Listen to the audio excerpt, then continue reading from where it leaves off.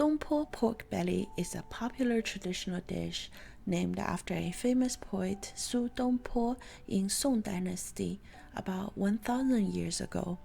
The key main sauce is a kind of Chinese rice wine called Shao Jiu.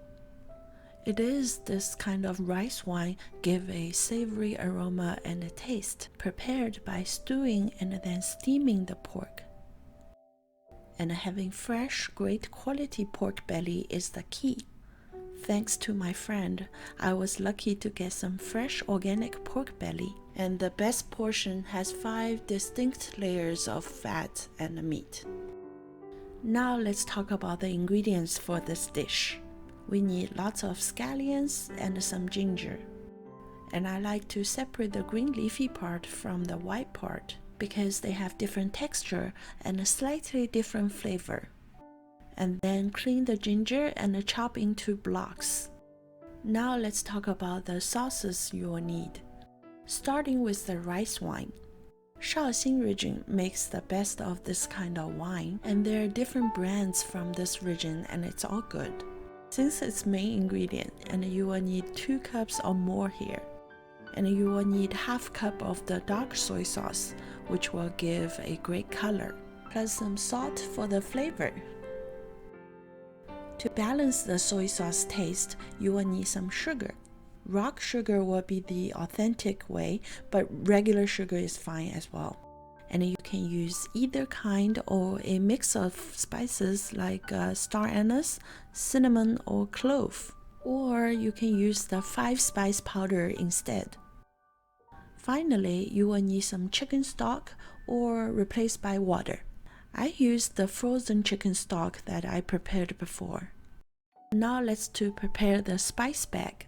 First, to use the low heat to dry out the spices, and it will bring more flavor. Then put the spices with the ginger into the spice bag or cheesecloth bag. Now it's time to prepare the meat. The first step is to clean the pork belly and scrub the skin, then pat it to dry. Step 2 is to grill the skin until it's brown on medium heat. Browning the skin will clean it and create a texture where soy sauce will coloring the skin easier. Of course, it will also get rid of some good portion of fat. If you don't want to grill the meat, you can also put it into a boiling water for 5 minutes.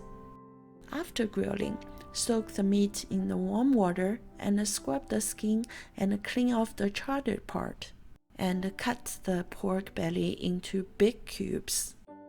For each big cubes, split the skin into 4 sections, just cutting into the fat underneath.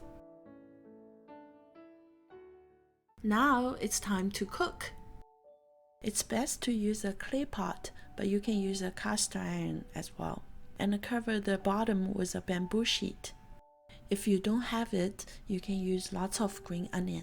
And the white part of the scallion is the best for here. Then place the pork belly into the pot with the spice bag. You can put either side up or down, but you have to flip the pork belly once during cooking. Then add the rock sugar, and then the delicious rice wine. I'm using 2 cups here, but you can add more if you like. Then add about ½ cup of chicken stock or water, and ½ cup of the dark soy sauce. And now cover and heat to boiling. And after boiling, it's very important to turn the heat to low. The heat is low, but still strong enough to keep the meat to simmer. And keep the lid closed and simmering for 2 hours. Remember to flip the pork belly after 1 hour.